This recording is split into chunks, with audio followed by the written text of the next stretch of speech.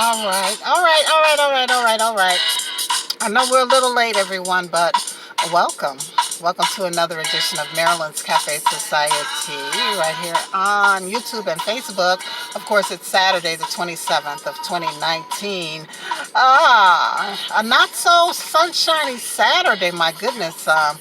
They're even thinking that it's going to snow here in the Chicagoland area today. Right now, we're getting lots of rain. As you can see, I'm kind of sitting in the car doing the show. I did post it on the social media this morning that the show was going to be delayed because I had another show to be a part of today. So we're going to get this posted before the end of the day for those who are waiting for it. All right, and so a lot has happened in the past week. I don't even want to talk about some of this stuff, but of course we do want to offer prayers and condolences and send thoughts out to all who have lost loved ones, and particularly that Sri Lanka Easter Sunday attack that happened. More than 350 people lost their lives. And then, of course, there was that 6.1 earthquake that rattled parts of the Philippines, and 30 people are feared to still be trapped under rubble last time I checked. And 11 people so far have lost their lives. So lots of tragedy happened around the world. And then locally here, the little boy who was reported missing by his parents. Tragically, we learned that his parents actually took his life. So it's just too much, right? It makes your head spin. But I did get a chance to kind of lighten up this past weekend. I caught the Grammy special. You know, they did that Motown's 60th anniversary special. Man, was it good. Of course, Lamont Dozier, who was half of the legendary Holland Dozier producer-songwriter team for Motown, were honored. And man, did they write and produce some hits from back in the day. And of course, Diana Ross was there. It was just star-studded. It taped late February of this year, and it aired on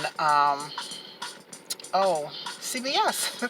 It aired on CBS, and we got a chance to see it this past weekend. Also, the 34th annual Stellar Gospel Awards show aired on BET this past weekend. Of course, it was recorded late March in Las Vegas, hosted by Kurt Franklin.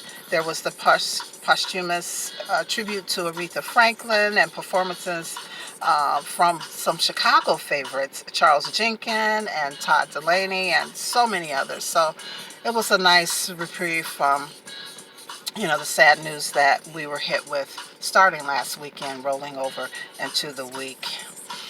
All right, so let's talk about on this day in history. And boy, did I find something interesting that I think we all can relate to, because I'm sure at some point in life we either wore them ourselves or used them for a little one in our lives. Yes, I'm talking about diapers, and specifically Pampers. On this day in history, in 1965, Pampers were patented by R.C. Duncan. Now, hold on.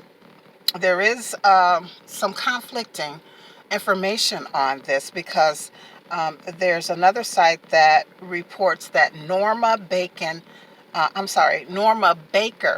and Bob Duncan, which is Robert C. Duncan, are the Pampers patent holders. And then there's a report that Procter and Gamble are the patent holders. So either way, in 1965, Pampers were patented by R.C. Duncan.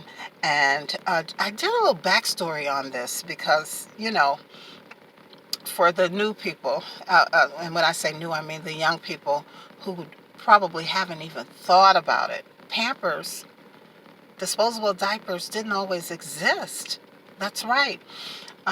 Many, many, many moons ago, people used reusable diapers, cloth diapers that, sounds disgusting, right? That they would have to empty out in the worst case scenario, and then soak and clean and reuse with the babies. That's right. We didn't have disposable diapers.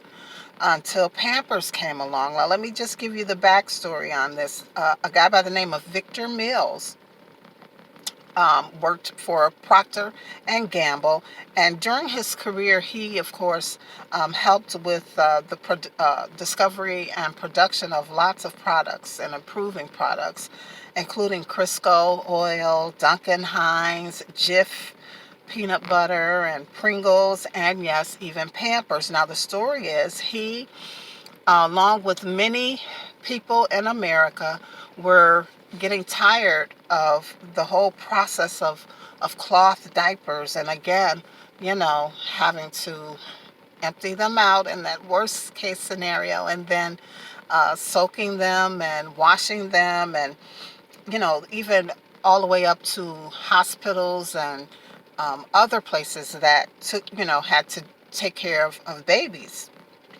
So they wanted to improve the whole diapering system, care for babies, and he put together a team of researchers to um, go ahead and tackle that big conundrum that was facing America. And lo and behold, and it all started like back in 1956. Um, and as a result of that collaborative team, they came up with the very first disposable diaper, the Pampers. It was tested in Dallas, Texas back in 1957. Two different versions were tested. One was a pen-on type, where you had to use the safety pins. Yeah, by the way, the safety pins is what kept the cloth diapers on the babies and toddlers. And then the other type that was tested were the tape-on, which was the early version of what we now use. And yeah, and so that's where this home economist by the name of Norma Baker came into play. And I guess she got involved in the whole technique and helped improve it even more. And so they, of course, came up with the diapers as we now know them. Now, here's an interesting fact for folks from Illinois. The first machine-made product of Pampers was tested in Peoria, Illinois in 1961. And of course, when they rolled out the diapers, they were only available in two sizes, and the average price for them was 10 cents each. It's a lot of information about diapers, but I just, got wrapped up in it. I thought it was so interesting because, there's a whole generation or two of young people out there who never even thought about this, or the whole idea that these disposable diapers never existed. So there you have it. Again, by 1970, um, the diapers were pretty much in use. However, they didn't roll out nationally until, I believe, 1971. So, in certain segments of the country, they were available pre-1971, but nationally, they became available in 1971. Interesting, right? All right, I thought you'd find it interesting. I did. And cafe news, well, I just want to talk TV for a quick second. And of course, internet, because if you're a Netflixer and you have been in the past streaming The Office and some of your other favorite sitcoms, well, guess what? NBC may have put a stop to it because they're going to be launching their own streaming service. Everyone's getting into the streaming service game now. I think I read that Apple is doing it, well, or has been doing it, and there's a couple others. So, yeah, things are changing real quick, everybody. So, um, all of those NBC-owned sitcoms and shows that you're used to seeing on Netflix will no longer be available because they'll only be available on the NBC streaming service. So I thought that was something that you might want to know. Also, this whole idea of electric cars is really coming to fruition.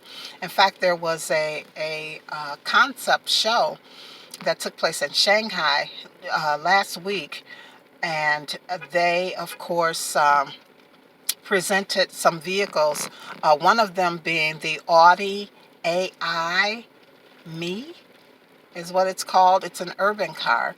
And also the Infiniti QX Inspiration, which is an SUV. Um, Now, because they don't need the big bulky gas engines and all of the other parts that work along with the gas engine, because these are, after all, electric um, vehicles, the designers were able to utilize a lot of more space in the car. And so they're saying that the inside of these cars are more like your living room. Yeah. You can stretch out, cross your legs, lean back, and just get comfortable in these new electric cars that may be on the market very soon, this particular kind. So they're returning the bench seat in the front and the rear um, in these new electric vehicles, which is a throwback to those who may remember the American cars of yesteryear. You know, remember the huge boats? The cars were so huge because they wanted people to be comfortable. And I'm talking about these cars from the 50s, 60s, and 70s. And so they had these long seats in the back. They were like, you know, bench seats, but much more comfortable. And also in the front. And so these electric vehicles are going to be very much like those, but more modernized. So there you have it. I thought you'd want to know.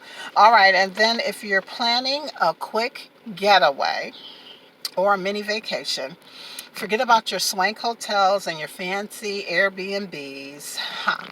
Be an adventurous. Look what I found out about treehouse rentals. Yes, livable treehouse spaces with living rooms, kitchens, baths, laundry rooms, all of that. But they're in a treehouse. Doesn't that sound exciting and adventurous? Yeah, yeah. So most of the tree houses are at least 25 feet above ground, and they're available to rent out. Not just here in the United States, but anywhere in the world. If you just Google treehouse rentals, all kinds of information will pop up.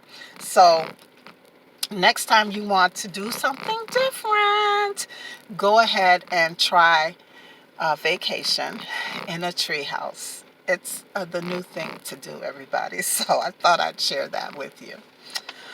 All right, so we don't have the stock market update. It's been busy. I've been ripping and running, so we don't have that. And that's it on our business news. There is so much to talk about, though. And oh yeah, I did not get to the blog this week. Again, it's been a really hectic week, everybody. I hope, I guess I could say, for the most part, productive week as well. That's the main thing. What's the point of busy if you're not, you know, producing or being productive? So it has been productive, despite the fact that I did not produce the blog. So I'll get that blog up over the weekend. Yeah. All right, I think that's it. So let me just real quick encourage you guys to visit Macy's. That's where I was earlier today, helping them showcase the INC brand, the International Concepts brand. You know, they do jewelry, shoes, clothing, just beautiful pieces. And I helped showcase some of their pieces in a fashion show earlier today. So be sure to check out Macy's. As a matter of fact, this week, starting today through next weekend, is Friends and Family, where you get the extra 30% off the already percent off of whatever it is that you're purchasing. So go ahead and check that out. And yeah, take advantage of Friends and Family, okay? All right, I also wanted to remind you to go to my social media. Twitter, you can catch me on Twitter from time to time. Facebook, Marilyn's Cafe Society on Facebook. Marilyn's Cafe Society on YouTube. Marilyn's Cafe Soch on Twitter. Go to Marilyn'sCafeSociety.com. as well. And of course, you can always find me on YouTube, Marilyn's Cafe Society. Love is, we don't have it. Again, just been ripping and running, but we'll just say love is spring, right? We're wishing some spring to happen around here. Let me just kind of show you what we're experiencing right now in my part of the world. Oops. Oh, that looks like I can't flip the camera. Let me just do this real quick. It's raining, people. It looks so ugly. I know, I know, I know. So that's what we're experiencing. So we'll say love is spring. Come on, spring. We're waiting for you. All right. And remember, if you don't do anything else this week, be sure that you live, you laugh, and you love. As always, it's a pleasure and a privilege. And we'll talk again really soon, perhaps on the social media, definitely on the blog, and certainly next week right here on YouTube and Facebook. Peace, everybody.